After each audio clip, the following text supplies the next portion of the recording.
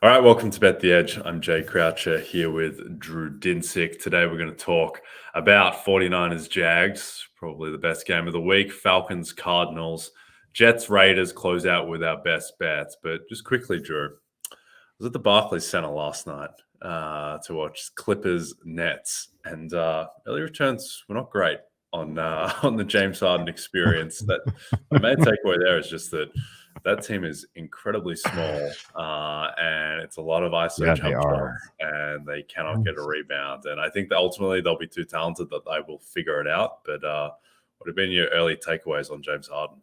Not good, but he doesn't look like he's ready to play. So get him a month of actual, he's getting in shape by playing these games. And I would expect that by the time we get to December, maybe he looks a little bit more game ready.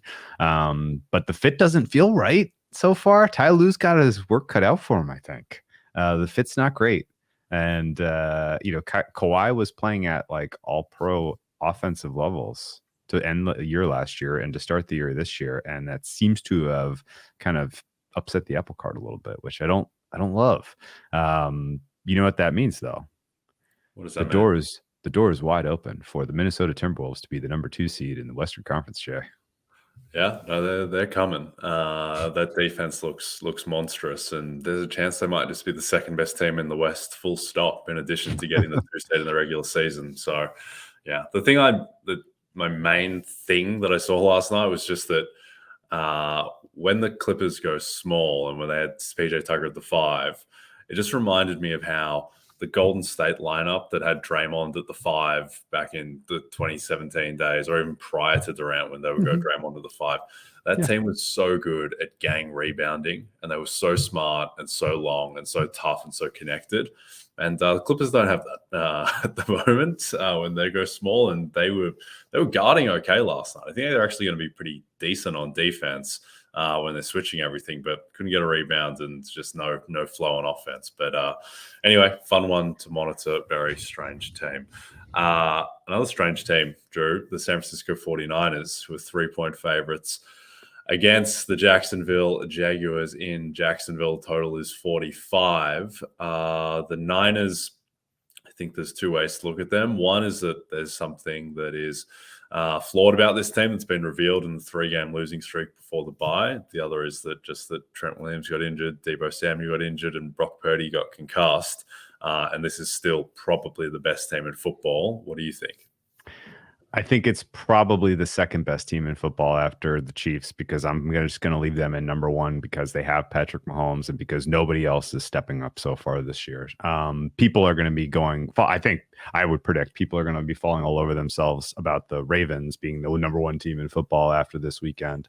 At least I hope so. I played points with the Ravens. But I think ultimately, as far as talent on a roster, it's tough to beat the Niners from 2 to the end of the lineup like that. It is just star-studded future Hall of Famers all over the place, and they haven't been healthy. They went through a really rough stretch where they had difficult travel, difficult situation in Cleveland, turn around, fly back across the country to play the Vikings. Vikings give you a 99th percentile game. You still are in it, even though, and until Brock Purdy gets concussed. And then, you get the, a little bit of catching the wrong team at the wrong time with the Bengals coming to town and absolutely white hot Joe Burrow. So I kind of forgive their 3 losses. I don't think that any of them are explanatory of a broader problem with this team. And I look at the way the offense kind of put up yards, but not points against the Bengals. And I think, they haven't been running the ball well. It hasn't been complimentary football. They got to the bye desperately in need of the bye. And I think the players coming out a bit healthier, particularly Christian McCaffrey, who, we don't speculate on injuries that aren't on the injury report because who the heck knows. But you go back to the Dallas game, like he took some really, really brutal hits in that game. He took some really brutal hits in the Cleveland Browns game. And I think he was probably dealing with a little bit of fatigue, if not actual damage, on top of the fact that Trent Williams not being in the lineup as far as a blocker is a huge, huge delta. So I would expect with, kind of a week of self-evaluation for Kyle Shanahan, who's one of the more brilliant offensive minds of all time, that they come out and they have a pretty sharp performance here. I've gone back and forth on what the right bet is in this game between the Niners and the Jags. As I look at the Jags, they look like the most, kind of straightforward regression candidate on defense. This is not a unit that has the pedigree, the players to be performing at the level they are. And I'm not challenging their success that they've had to this season as some sort of, it was because of the opponents, or it was, there was something lucky about it. Well, the Bills one was lucky because the Bills slept through the first half, but the rest of it, like it's all real stuff. And I just don't believe that you can have 5 guys making a leap at the same time in the same year and expect that to last all season long. And so I do think there is a decent chance that this is a sell high spot for Jags D. But the Jags offense should continue to kind of follow the arc they followed last year, which was the more comfortable they got with the system, the more everybody got, completely understood their roles, responsibilities. They got better and better and better. And so if the Jags offense is a buy low, if the Jags defense is a sell high, and the Niners are coming into this game right offensively, this looks like an over to me. And it's been bet down and bet down and bet down some more all week. So clearly somebody strongly disagrees. And I think I'm assuming it's somebody has a good beat on the weather, and that this might be a little bit windy and there may be some wet conditions out there that influence things. But I'm going to buckle up. I'm preparing for a really, really exciting game. Both the fact that both these teams are coming off buys and you have 2 good coaching staffs that have had 2 weeks to prepare for this contest is pretty exciting. So I think we're going to see some fireworks, assuming that there's not just miserable weather here. And I think the fact that Brock Purdy has been the most successful quarterback in terms of total EPA this season, despite having one less game than some of these other guys, is truly amazing. And Deebo Samuel being back helps that. His chemistry with Brandon Ayuk is that's got to be the best QB wide receiver chemistry we have going in football right now. And I would expect that they can find some ways to continue to be successful. And I think if there's one unit that I'm the most nervous about here, it's probably the Niners defense. If you can't get pressure, you can abuse those secondary players. So if this is a Niners get a lead, generate some success here, have a 2-score advantage at some point, it'll be interesting to see if the Jags can come back from that, or if they're not quite ready yet offensively. Yeah, with Jacksonville right now, they have the 7th ranked defense by EPA per play and the 23rd ranked offense. And if you told me before the season that the Jags are going to rank 23rd and 7th, I would have guessed that it was flipped around the other way. I think Chase Young being in the mix should obviously help in terms of generating pressure. They're getting Ezra Cleveland, I think, was a sneaky important upgrade for Jacksonville, an offensive line that's been a little bit shaky. But I tend to agree with San Francisco that, you just go through the individual losses. One really weird game in the rain against Cleveland where Brock Purdy couldn't grip the ball, and Williams and Deebo and McCaffrey, they all go down. And then it's just Purdy and Ayuk, and they miss a 41-yard field goal as time expires to win it. And then the Vikings, they lose that game because Brock Purdy gets concussed and throws 2 picks. But then also it wouldn't even mattered if they just didn't send a 0 blitz at the end of the first half for no reason whatsoever and give up a 60-yard touchdown on what should have been an interception as well. So that was weird. And then they throw a pick at the 8-yard line against the Bengals. And if they score a touchdown on that drive, they're 1st and goal at the 8. It ties it up 17-17, and they're live favorites on the money line if they score there. So I think it's just been a strange confluence of events, but I think now they're healthy. They're clearly the better team. And there's just some lack of zip about Jacksonville's offense. Like, there's just no flow to it at the moment. I think it'll get better. I think the drops have hurt them, particularly in that week 2 Chiefs game. But I think the Niners are probably a different caliber of team. And yeah, at -3, that would be the side that I'm on. Okay, before we get to Falcons-Cardinals, a reminder that's Saturday, November 11th at 11 a.m. Eastern. Vaughn Dalzell, Brad Thomas, and Eric Froton are answering your college football betting questions for Week 11, including a massive Big Ten matchup when number 3 Michigan heads to Happy Valley for a battle with 11th-ranked Penn State. All right, Falcons, -1.5-point favorites at Arizona with Kyler Murray back. The total is 43. What's your read on this one? Yeah, very interesting market here. I thought it was pretty clearly telegraphed that Kyler Murray was going to be getting the start. They had to take him. They elected to tap him for return from the IR in a way that meant the clock started and he had to be activated by November 9th, which is today. And so the fact that they did it and then traded away Josh Dobbs, it was pretty clear like this is the plan. I don't know why it's the plan. We can have a different discussion about that after we see how Kyler Murray looks. But I think ultimately he's coming back to a situation that is really, really going to be tough to deal with. At the best of times with Kyler Murray, he was a top 10 quarterback in the NFL, and I don't think that's really deniable. What made his game so special in a lot of ways was that he knew exactly when to push the DeAndre Hopkins button. He knew exactly when to utilize his mobility, and he was just a dynamic, drive extending type of player. I loved watching him at his peak, and I really, really hope we get to see some, flashes of that this season.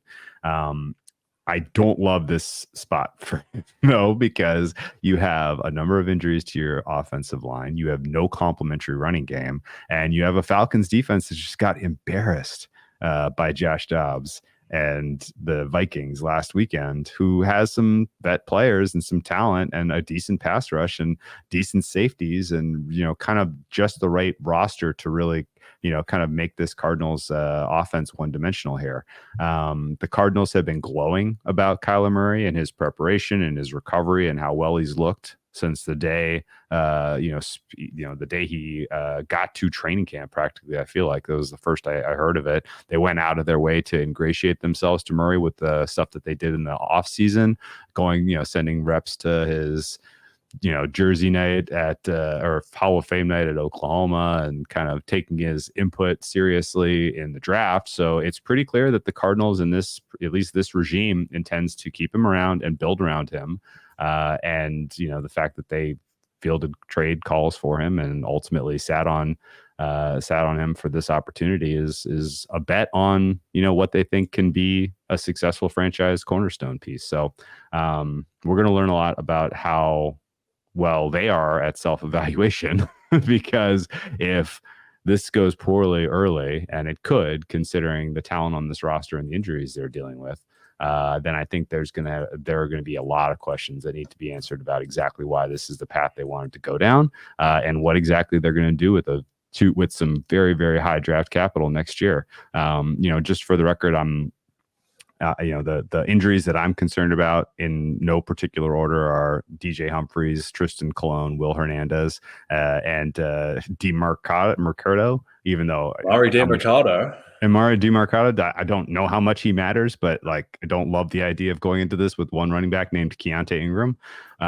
That's three of your, these three of your starting five offensive linemen, and your RB2 filling in for Connor here. So I don't know, man. It doesn't really look like you have a lot going for you in terms of weapons to work with, and that matters a ton in today's NFL against a decent defense for Atlanta. So I'm probably out on this game unless somehow Cardinals flip favorites here, in which case I would take a swing on the Falcons. But nothing you're seeing nothing in the tape from Heineke says that he was the solution to the problems with that offense. He is a walking turnover. So this could get a little weird. Yeah, Heineke was terrible against the Vikings. It didn't really show up in the stats as much because I agree. the interceptions missed. We threw one terrible one, which really broke them, but he's just not very good. I guess he's better than Desmond Ridder, but I'm not entirely convinced of that either because at least Ridder gives you a rushing element. I mean, they're both pretty bad. And if the Cardinals had their offensive line, if Kyler Murray had been playing for a couple of weeks, then I would like the Cardinals here because I just don't think the Falcons are very good. But I think it's not a great matchup for the Cardinals in that they have the fifth worst rushing defense in the NFL against a team in Atlanta that adores running the ball. I mean, it's so galling that the Falcons can be 5-5 and right in the thick of a playoff hunt with a win here. This feels like a bottom 7 or 8 team in the NFL at the moment. But just given that we haven't seen anything from Kyler, he's probably going to be running for his life. I would lean Falcons if forced, but I agree. I think that taking Heineke on the road as a 1.5-point favorite isn't particularly appealing. If they snap started Ritter, would you feel different? No, not really. I really don't think there's much difference between the two. I guess Heineke is slightly better. I'm not sure. I gotta tell you, man, Art Smith he blew it. If he just stuck to his guns and he kept Ritter out there, they probably play a little bit more of a safe-ish game and a little bit higher efficiency against the Vikings and probably win. And Ritter, I think, in this type of game is really poised to do better with their system than Heineke is. But I don't know, man. I think he's going to have some regrets. Yeah. I guess the problem is that if they're both equally bad or close, then you may as well play the younger guy because there's some hope that Ritter will get better. Yeah. That was always the calculus. I completely agree. That was always the calculus. I don't know. There's nothing there with Taylor Heineke. There's nothing there with either of our next two quarterbacks. I think either Zach Wilson or Aiden O'Connell. But Drew, all eyes will be on Las Vegas Sunday night. You don't want to miss a matchup between the stars, Sauce Gardner and Devontae Adams, as the Jets travel to the desert to face the Raiders. Coverage starts at 7 p.m. Eastern, only on NBC and Peacock. A bit of a tough break. 3 consecutive primetime games of Jets Chargers, Bears Panthers, which we are recording just before the kickoff of that, and Jets Raiders. The Raiders have flipped into being favorites after the Jets were hovering around -1.5 for a while. Now it's Raiders -1. The total is 37. Do you think it's warranted Las Vegas's inspiring flip into favoritism? Yes, I do. I'm Raiders here, and there's a handful of reasons why. But before you lose hope in primetime games being entertaining, Jay, I will make a prediction, and we will revisit this next week. I think after this week's games, we will be down to 4 realistic candidates for MVP, and they happen to be playing each other next weekend in primetime. I think Lamar Joe on Thursday first, and then Pat Hurts on Monday. I think that goes a long way to deciding those 2 races. So we are very, very close to having some very, very meaningful primetime games. All that said, Jets Raiders is a rough one, and but I object to your AOC slander in the promo read. The AOC experience is not, like good It's not CJ Stroud changing the fabric of the future of the game, but it's definitely better than what they were getting, particularly the last time I remember seeing Jimmy Garoppolo. In fact, AOC has outperformed Jimmy Garoppolo on the balance of the season in terms of EPA per play. In his 2 starts. I went back to the tape on the Chargers game, and considering what he was thrown into on relatively short notice that he was going to be starting that game, I thought he handled himself quite well. Very realistic that if he just makes one decision or snap seconds sooner, that they are tied in that game and maybe beat the Chargers in that game, which is crazy because I remember betting the Chargers that day and having a big old laugh about how ridiculous the market was in terms of not asking you to lay more against Aiden O'Connell in his first start, but he was perfectly fine. And he was, I would say, borderline good last week, albeit against the Giants defense that may have quit a bit. But the Giants defense had been playing better, and he showed up and he acquitted himself quite well. I think the broader story around the Raiders that's worth covering is literally just how high can the dead cat bounce get? This is a pretty clear example of a team that had the relationship between team and coach had gotten so cancerous that the immediate positive of every player's effort in preparation and in execution on Sunday was clear. And I think expecting them to come out and do the same sort of thing against the Jets team that's coming in a little bit deflated is real. This Jets squad is absolutely going nowhere offensively. And they have huge weaknesses in the offensive line. They're taking on Max Crosby and company, who can generate pressure at an extremely effective clip. And they have a rushing attack that is just absolutely useless with the run blocking they're getting from this bottom 3 unit. So I think the Raiders defense has a very, very realistic chance here of keeping the Jets into the single digits, if not the low teens. And the Raiders offense and Aiden O'Connell, this is going to be a massive step up because the Jets defense is for real. But I think there's a non-zero chance that the Jets traveling in this short week are going to have a tough time coming up with the same effort that they came up with at home on Monday Night Football. So I don't know, man. There are whiffs of Vegas flu here. There are whiffs of Jets sending a message about how, the Jets defense sending a message about how they feel about how the offense is supporting them. There are whiffs of the Jets defense just in general not having, especially ideal matchups here for what Devontae Adams and Josh Jacobs. So it's interesting. It'll be interesting in a lot of ways, but I think the AOC experience might surprise you. And there's a very real segment in the future of First Take of who's the second best quarterback of the rookies between AOC and Will Levis. And I'm just preparing you for that by telling you. Okay, made no O'Connell believe him. I like it. He was good against the Giants. I mean, a lot of it was yak, but at the same time, he didn't take any sacks. He didn't turn the ball over at all, and I think he did a reasonable job in the circumstances. Against the Chargers, I agree. You have to take that with a little bit of a grain of salt, given the limited preparation. I didn't think he was that good in that game, but there is at least the scope for him to be good. I don't think there's any scope for Zach Wilson, particularly behind that offensive line. I have a prediction, Drew. Okay, I think that after Sunday night, Max Crosby is going to get very, very short. For Defensive Player of the Year, he won't quite be as short as the big three of Garrett, Parsons, Watt, but he might move into like the plus 800, plus 900 type of range. And then he's going to drift back out to 40-1 after the Dolphins and Chiefs light up the Raiders in the next 2 weeks. So that is my prediction for the curve of Max Crosby's Defensive Player of the Year odds. But yeah, he's going to eat. It's not really a sneaky thing about the Jets. Just the thing about the Jets is that I thought it was instructive in the Monday night game that Zach Wilson had a terrible PFF grade, and it was still better than all 5 of his starting linemen. There was just no hope there. And I thought that his throws were largely okay. It's just that he's never felt pressure. I think that's more than any other player I've ever seen. When you're just watching enough football, your brain is trained to think like, okay, now the quarterback, now he gets rid of the ball here. And Zach Wilson just doesn't. He takes a sack and a fumble, and then they score.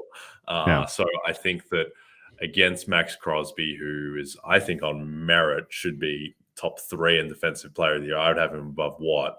I think that, he's going to be in trouble. And for whatever Aiden O'Connell's flaws are, and maybe to your point, maybe he's just half decent, I think you have a certain flaw when you have Devontae Adams and Jacoby Myers and Josh Jacobs in this offense. Like, I'm pretty confident this team is going to get to 17. Yeah, 17. That's kind of what we need, right? And I don't have that same confidence necessarily about Zach Wilson. 6 points from Max Crosby wouldn't hurt because you're absolutely right. Zach Wilson is the Madden-generated player who somebody went in and took the slider for pocket awareness and slid it to 0. Yes. Like I cannot remember a quarterback having less, period. Well, to me, the unique thing about the way that Zach Wilson doesn't feel pressure is a lot of guys they take a step too long, and it's kind of like the Dak Prescott sack, the game breaker against the Eagles, where he just doesn't see the blind side and then it's too late. Sure. Zach Wilson sees the pressure. The guy's in front of him, and he thinks he can get away and throw, but he's not even close. I'm not sure. Two final thoughts on this. Nathaniel Hackett deserves some of the blame. If your offensive line is performing at this level, you need to give a guy easier outs. You can't let him sit back there and just get killed. And then second thought is I don't. There are times when he is targeting along the sidelines or in the seams, and you're like, well done, young man. That was a nice throw. Like accuracy, all the time, the precision, anticipation, it's all there. And then there's times where he throws over the middle of the field, and it is literally 5 guys could pick that. Yeah. It's doesn't have velocity. It doesn't have purpose. And it is literally a pick waiting to happen. So I I don't know, man. I would utilize what you know about his strengths at this point and try to get, quicker stuff available to him along the sidelines in the seams so that he can help himself. I think they just need to throw deep way more often and just hope for pass interference. And Zach can actually throw deep. There's no hope for that offense, I don't think. But I think there's probably ways they can do a better job. He throws to me the most violently ripped 5-yard passes just over the middle to his running back when he just absolutely rips it through multiple defenders, and it always feels like it's going to get picked or bounce off the hands. But I think they're in trouble. And if they lose this game, after that, the schedule doesn't get any easier for them. I believe it's Bills and Dolphins after that. Yeah. So if they lose this, they're down the barrel of 4. That's it. Yeah. I just feel bad for the Jets defense because that effort and a handful of times this season, they've just been playing so superlatively. They can't come away with the key takeaways. They were very close to taking the ball away from Justin Herbert in a position that would have gotten them back in that game on Monday. But they're playing their hearts out, and it's just not mattering. They're right on the door of the playoffs. It's a tough thing to watch. And if they wanted to go out to Las Vegas on Saturday and blow off some steam, I'm not going to hold it against them. Yep, I don't mind it. All right, before we get to our best bets, a reminder, Drew, that Big Ten basketball is underway and streaming on Peacock this Friday. The Wisconsin Badgers are back in action against number 9 Tennessee in their second game of the season. Catch the tip-off live November 10th at 9 p.m. Eastern, exclusively on Peacock. Yeah, that's a beautiful graphic. Yeah, I don't mind it. Big really Ten nice. all for it. All right, best bets for Week 10 in the NFL. I'll start us off.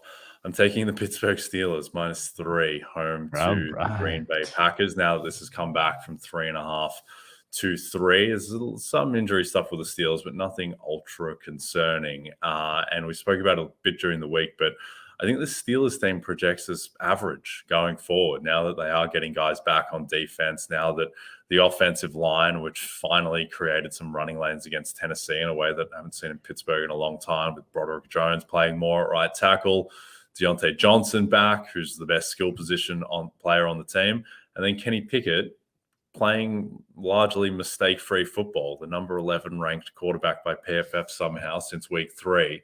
I think he's looking a lot more like the guy at the end of last season than he was the guy for the first 2 weeks of this season, who looked like Desmond Ridder incarnate. So I think that with the offense functioning a bit more, with Cam Hayward back and the defense getting healthier, with Joey Porter kind of just playing really well as a number 1 cornerback and shadowing DeAndre Hopkins, I think that they are approaching now. They're an average team, and I just don't have any faith whatsoever in this Green Bay offense, with mediocre offensive line, with Jordan Love continuing to not look very good at all, and with a cast of questionable weapons. So I'm taking the Steelers -3. What do you think? Hope you're right. Okay. I really hope you're right. I can't talk you out of it, certainly. And your impassioned, contrarian, but well-timed, I think, take about the Steelers maybe, improving enough since the absolute dead bottom for this team, which was, I think, about week 4, whatever week they lost to the Texans. I think that was that week 4. Since that bottoming, the offense has gotten more efficient every week. Deontay Johnson being back absolutely matters. Dan Moore being out and Broderick Jones starting to play well absolutely matters. I think the offense does have clear signs that they're improving, and I don't think I can say anything positive about the Packers this year. It looks like Matt LaFleur wants to jump off a cliff. This young team is making so many mistakes, and they are so basic, and it's got to be tough after having clinical offense and being a little bit of a kind of a precision kind of coach on offense. Seeing your guys do that has got to drive you bananas. And I think more likely to me that the Steelers are still in the playoff mix in December, excuse me. I think it is about equally likely that the Steelers are in the playoff mix in December, and that the Packers are kicking the tires on who else they have on the roster at quarterback. Yep, we agree. The Mike Tomlin Coach of the Year bandwagon will surge in prominence if they move to 6-3, and then if they beat Cleveland next week, then the lid is properly off. All right, what's your best bet? Okay, going against the injury news today and the injury steam today, taking the Cincinnati Bengals. You can currently get them at -6, and I think that is a bet for a number of reasons. But I will acknowledge that it looks unlikely that T. Higgins will play, and Jamar Chase is up in the air. But the more I have kind of dissected some of his quotes and his tone from Monday, the more it seems to me like he was just being a baby, and he will ultimately play. It is like he didn't get enough credit for the win over the Bills, and my back really hurts. I might need a week off here. Like that was kind of the vibes I got. He was out there doing drills today. He doesn't look that hurt to me. So we'll see. If I'm wrong and Chase and Higgins are not playing, then maybe you get an even better price on the Bengals. But I really don't even think this matters, as insane as this sounds, because those are both very, very good players. The level of quality that Joe Burrow is playing with right now at the quarterback position is amazing.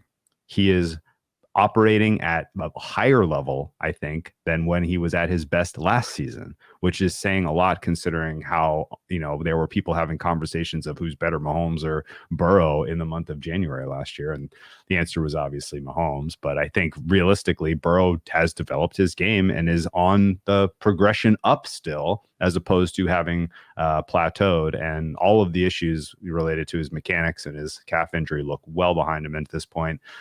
His ability to integrate a little bit of scrambling and running and sack avoidance has been masterful. And I think there's literally no match on this Texans defense for what Burrow is doing right now, independent of whoever he's throwing to. So if he wants to operate if they decide, look, Chase isn't feeling great, we're not going to play him, Higgins is out because of the hammy, then this becomes a very different game plan for the Bengals that I think will still be very successful.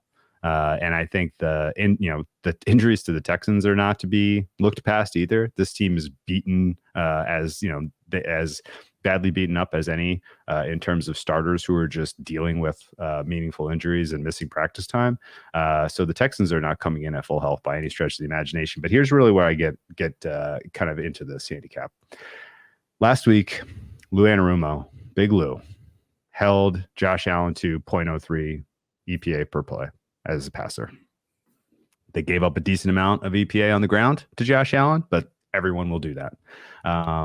If you can hold the Bills to 18 points and hold Josh Allen to a performance like that at home, you can absolutely do that to CJ Stroud with his offensive line issues and his skill position players in the state that they are in physically. I think the fact that people have kind of lost their minds gushing about how positive how solid the early returns have been for CJ Stroud is fine. Like, give the young man his flowers. He has been unbelievable, but this is a pretty obvious local high for the Texans offense, in my opinion. If I had to pick one game that I said, well, how do you see this game kind of playing out? It's like week 1 when he faced another elite defensive coordinator on the road in Baltimore, and it was like a 24-9 game. This has all of those same whiffs, and I think the Texans offense has been a heck of a lot better at home than it has been on the road this season, outside of the Jacksonville Jaguars game. So it's to me, this is pretty clearly an opportunity to bet on an experienced defensive coordinator who gets to eat a half a season's worth of tape on a young quarterback and really give him what he thinks is the most appropriate way to stop that quarterback. So this is going to be a learning week for CJ. Yep, I agree. I think as good as Stroud was against Tampa, it's been a little lost in the wash that the 3 weeks prior to that, he really wasn't very good, particularly against the Panthers, where he was 16 of 24 for 140 yards against the Panthers, who might be the worst team in football. So he was magnificent against Tampa Bay, but I agree. And my big takeaway from that is NBC Sports Drew Dinsick calls Jamar Chase big baby. Did you hear the clip? Did you watch it? Yeah, it feels like he was upset he didn't really get involved statistically in the big win. Dead on, Jay. You nailed it. Yeah, you nailed it. No, but I agree. And the thing is, as well, is I think there's this perception that the Texans, maybe because D'Amico Ryans is there and because they've overperformed, that they have a good defense. They don't have a good defense. It's a bottom 10 defense. They just got shredded by Baker Mayfield. And they've just had 23 guys on the injury report a couple of days ago. So I agree. Under 7, the Bengals are certainly the side. Yeah. And also, if anyone wants if Jamar Chase wants to prove me wrong and go out there and score, go for 180 yards and 3 touchdowns, by all means, my friend, go for it. Yeah, I like it. All right. If you want to go back through our past shows this week, you can hear all of our game previews. All right, we're done. Don't forget to check out NBCSports.com for more information to help you with your wagers. Thanks for everyone watching on the NBC Sports YouTube channel. If you're listening to us as a podcast, please rate and subscribe. And a reminder to find all your favorite NBC Sports shows on Amazon Music. Just head to amazon.com/NBC Sports. From Jay Croucher and Drew Dinsick, good luck this weekend, and we'll see you next week.